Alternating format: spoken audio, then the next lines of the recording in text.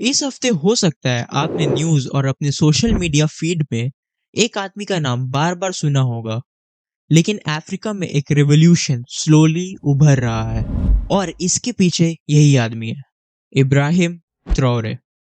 अगर आपको जानना है कि यह कौन है और इसका मिशन क्या है, तो वीडियो को एंड तक जरूर देखें।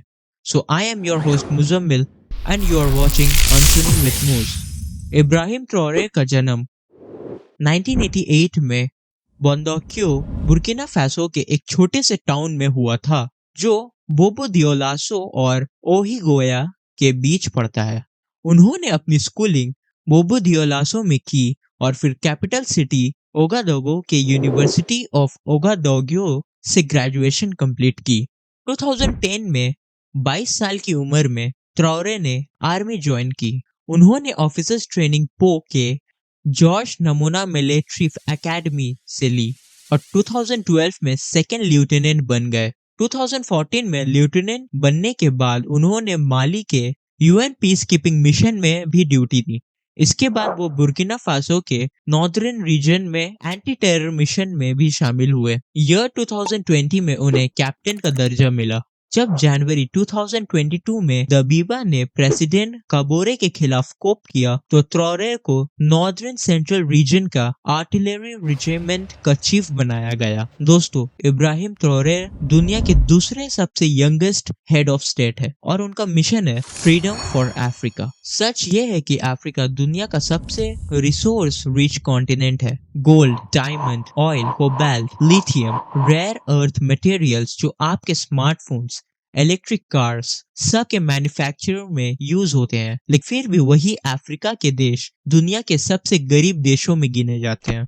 But why? तो इसके पीछे एक मेजर रीजन है फॉरेन एक्सप्लॉयटेशन। हजारों करोड़ों के माइनिंग कॉन्ट्रैक्ट से 90% तक का प्रॉफिट बाहर के देशों में चला जाता है। लोकल लोगों को जॉब्स भी नहीं मिलती। इंफ्रास्ट्रक्चर प्रोजेक्ट्स, रोड, एयरपोर्ट सब बनते हैं फॉरेन कंपनीज के द्वारा, लेकिन उन प्रोजेक्ट्स पे काम करने भी इंपोर्टेड वर्कर्स आते हैं और पैसा वापस ले जाते हैं।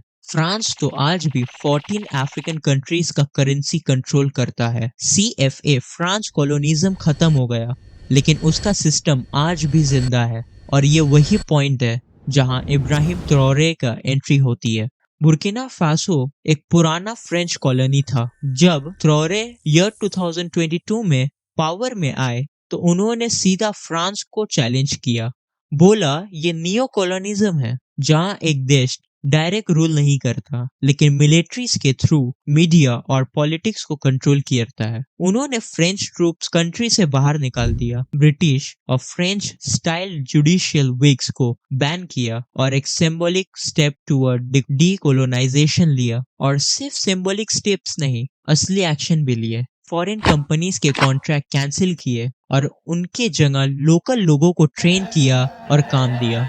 1000 से ज्यादा रोड बिल्डिंग मशीन्स खरीदी गई। उन्होंने फूड प्रोडक्शन पे लोकल कंट्रोल बढ़ाया। एनर्जी सिस्टम पे भी काम किया ताकि बिजली और रिसोर्सेज पे फॉरेन डिपेंडेंसी कम हो। लेकिन सबसे बड़ा कदम, उन्होंने 2 बड़े गोल्ड माइंस बायबैक किए, $80 मिलियन देके। क्योंकि पहले ये माइंस फॉरेन कंपनीज के पास थे, तो ट्रॉरे ने इसे एक रिवोल्यूशनरी स्टेप कहा। लेकिन ये सिर्फ बुर्किना फासो की कहानी नहीं है। ये मूवमेंट अफ्रीका में बहुत तेजी से स्प्रेड होने लगा है। अब बुर्किना फासो ने माली और नाइजर के साथ मिलकर एक अलायंस बनाई है, अलायंस ऑफ साहेल स्टेट। एक मिलिट्री पॉलिटिकल अलायंस जो कह रहा है हम वेस्ट से तंग आ गए हैं, अब हम एक दूसरे के साथ हैं।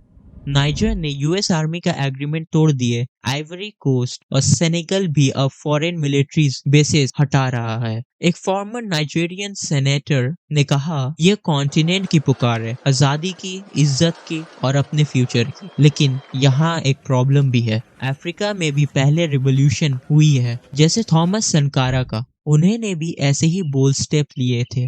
फॉरेन एड रिजेक्ट किए, इंफ्रास्ट्रक्चर नेशनलाइज किए, लेकिन सिर्फ 4 साल बाद उन्हें मार दिया गया और सारी पॉलिसीज रिवर्स हो गई। तो क्या ट्रॉरे भी उसी रास्ते पे जा रहा है? रिपोर्ट्स के मुताबिक उन पे 19 असैसिनेशन अटेम्प्ट्स हो चुके हैं सिर्फ 2 सालों में। एक रूमर तो ये भी है कि उनके हेड ऑफ सिक्योरिटी को $5 मिलियन देने का वादा किया गया ट्रॉरे को मारने के लिए, लेकिन उसने मना कर दिया। लेकिन ये सच है या प्रोपागेंडा, पता करना मुश्किल है।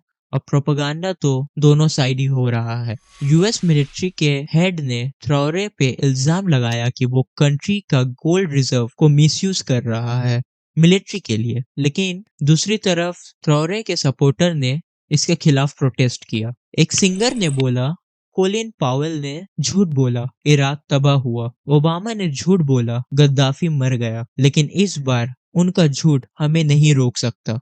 बुर्किना फासो ने वेस्ट से दूर होकर रशिया से भी दोस्ती बढ़ाई है और वेस्ट को ये बिल्कुल पसंद नहीं आया। अब कुछ लोग ट्रॉरे को डिक्टेटर भी कहते हैं, क्योंकि वो इलेक्शन से नहीं आया बल्कि कोप के थ्रू पावर में आया। उन्होंने इलेक्शन पोस्टपोन किए, वेस्टर्न मीडिया बैन कर दिया।